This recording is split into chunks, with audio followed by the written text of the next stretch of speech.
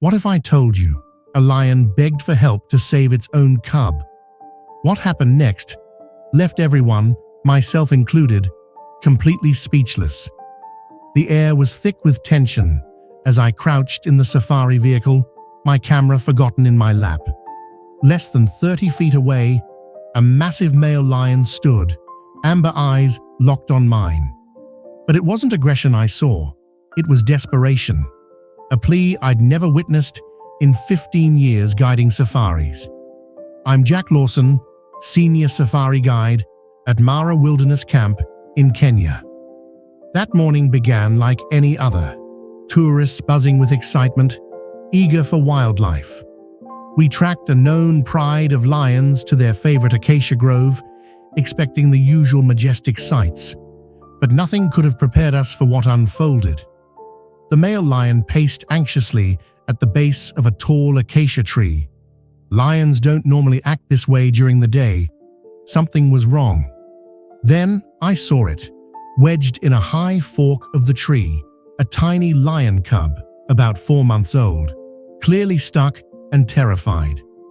The father lion turned toward our vehicle, not in anger, but as if asking for help. He took slow, deliberate steps toward us. My heart raced. "Jack," whispered one of the tourists, gripping her daughter's hand, "it's coming closer." "Yes," I said quietly, "and I think it wants us to save its cub." For the next half hour, an incredible connection unfolded. The lion kept glancing between us and his cub, communicating in a way I had never seen before. His desperation was palpable.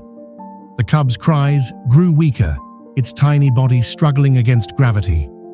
I contacted Dr. Sarah Kimani, the leading wildlife veterinarian.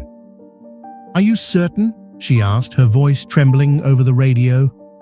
"This is unlike anything I've ever seen," I replied. "He's asking for help." The cub slipped, dangling by one paw. The lion's roar shook the ground. There was no time to wait. I made a split-second decision. I would climb the tree, knowing it could cost me my life. Heart hammering, boots gripping rough bark, I inched closer. The cub hissed, claws digging in. Below, the father lion watched, tense but not aggressive. Finally, I reached the cub, carefully freeing it and cradling it against my chest. One wrong move and I'd fall, or worse. Slowly, I descended, keeping the massive lion in my sight.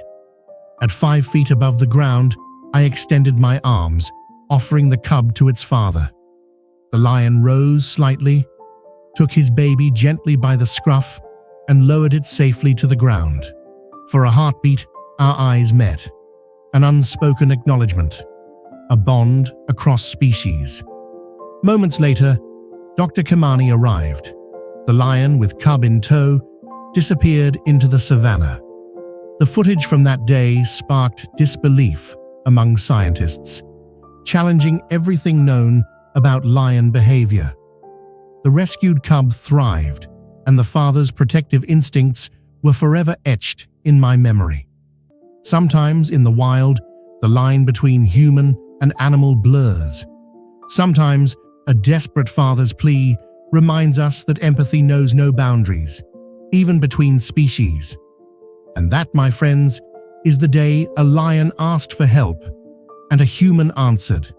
A moment none of us will ever forget.